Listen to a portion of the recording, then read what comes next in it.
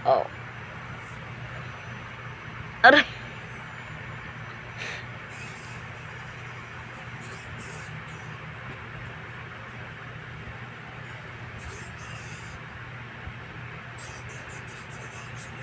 Yan dyan, asawa ko.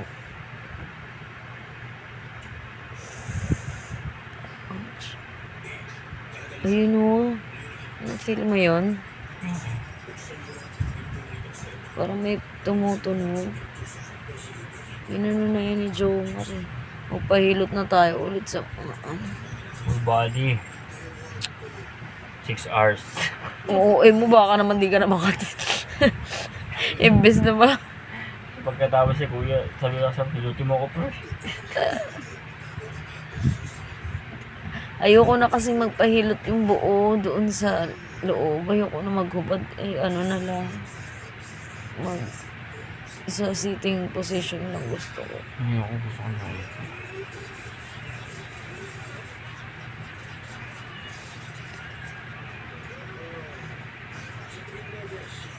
Dito sa parang yan. Kasi ang bigat kasi kanina, di ba naramdaman mo din ang bigat ng bag.